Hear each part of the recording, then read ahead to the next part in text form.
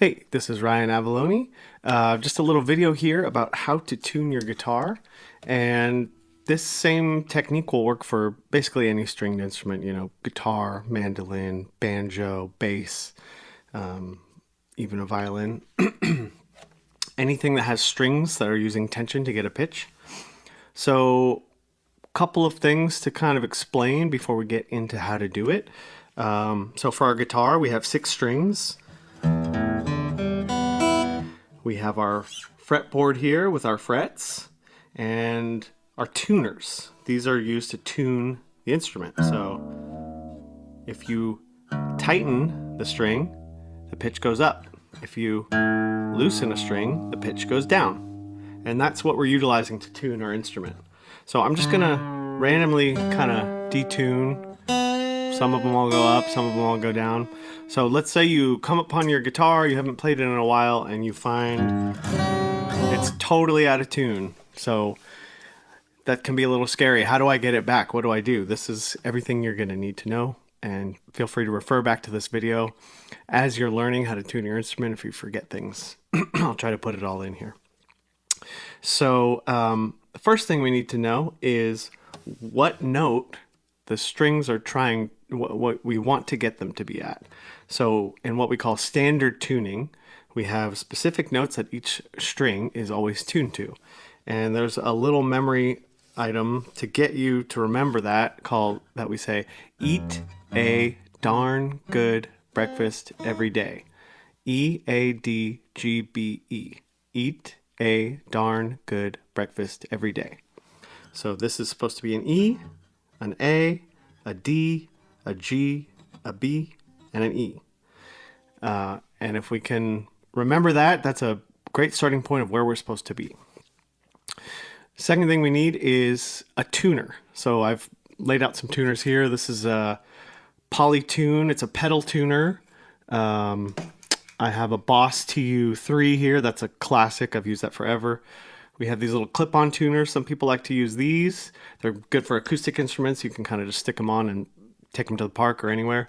I have this cool pedal tuner that's a Ernie Ball volume and a tuner. Gives you, it's like a volume knob and a tuner. Some cool options.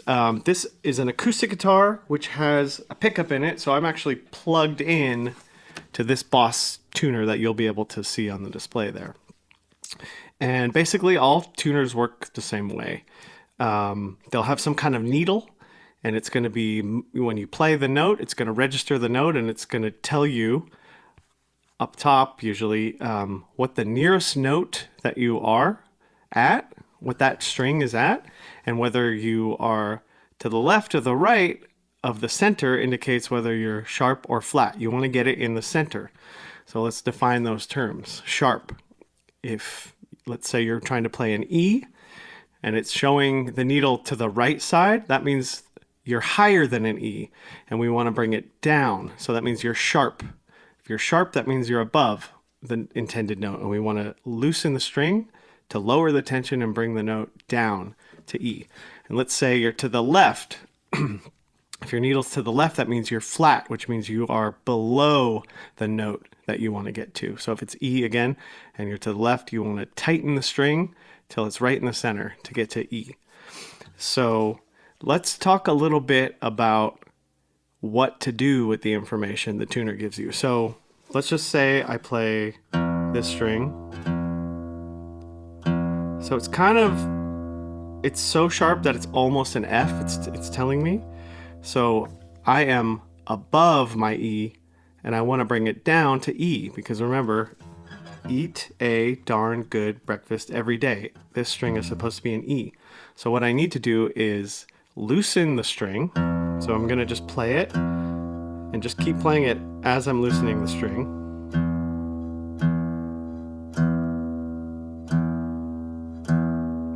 Till I get it right in there. And a little tip that's pretty helpful is if you're sharp, you want to kind of tune below the note and then back up into it. As you're tightening the string, it's bound to lock in a little bit better and not slip out of tune as easily as if you just go down right into it. So I'll tune a little below it and then tighten it back up. Okay, that's pretty good.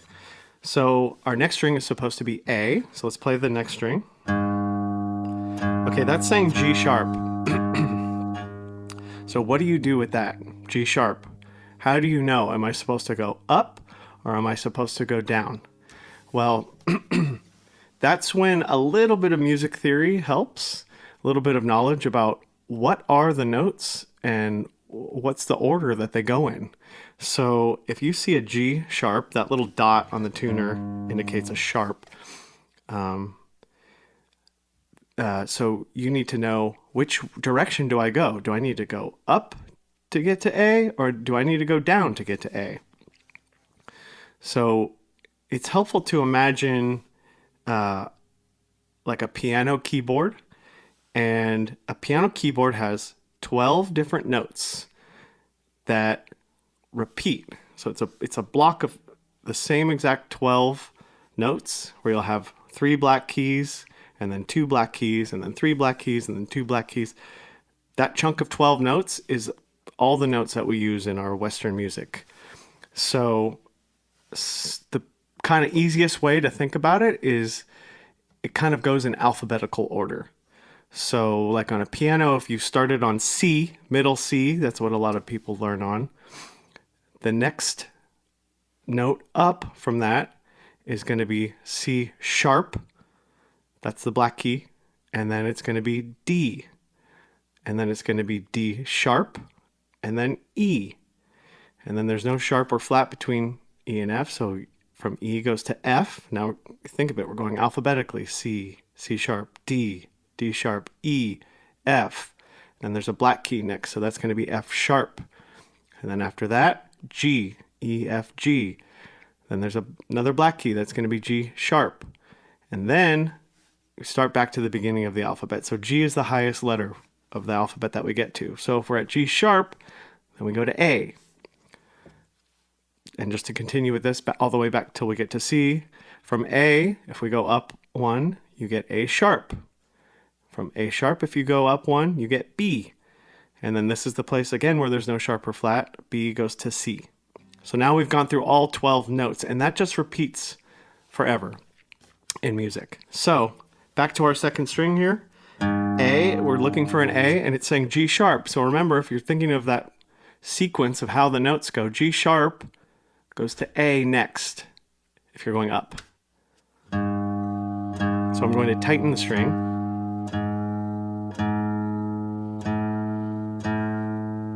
Keep tightening it. Boom, in tune. So let's remember that sequence of notes as we try our next string. So this is saying C sharp. So if I were to go down, I would get a C. Let's see what happens. Let's see if the tuner shows it. So that's C. And if I go down even more, I get a B. But we're trying to get to D. So A, B, C, D. So D is actually going to be above. So I was going the wrong way. So let's actually tighten the string. Back to C, then C sharp, and up from C sharp. There we go, D. Get it in the center, D. So it may seem like a lot to remember, that sequence of notes, but that's really important to know which way you need to go when you don't know where your note is. If you want to get to the right note, you have to remember that sequence. Especially like I have 2 little boys, they're ages 2 and 4, and they love turning knobs, and they love coming in here and just twisting my guitar tuner knobs. So sometimes I'll pick up a guitar and it's way out of tune. It's not anywhere close to where it's supposed to be. So you have to know which direction you have to go. Okay, so the next string is G. Eat a darn good breakfast every day. So that one's pretty close already. It says G, but it's just flat. So I'm just going to tighten the string.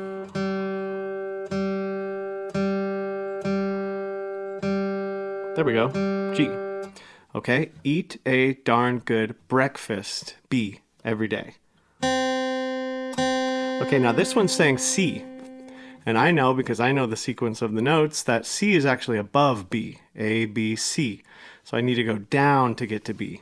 So I'm actually going to loosen this string.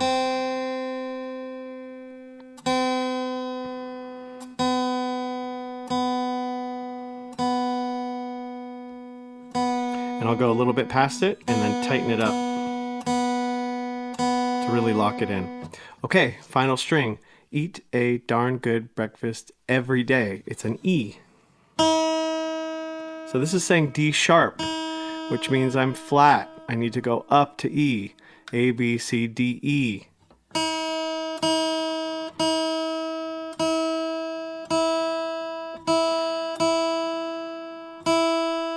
Okay, there I am at E.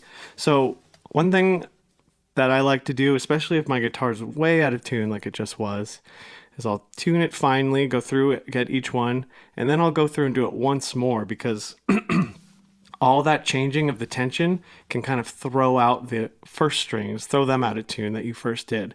So now everything's going to be really close, but it's going to need some fine tuning. So I'm just going to go back through it one more time. So E, it's a little flat, bring it up. A, again a little flat. D, it's pretty close. G, B, and as I get closer to the last ones I did, it's going to be more in tune. Okay. Now we're in tune. I hope this helps, and good luck out there tuning your instruments. Thanks, guys.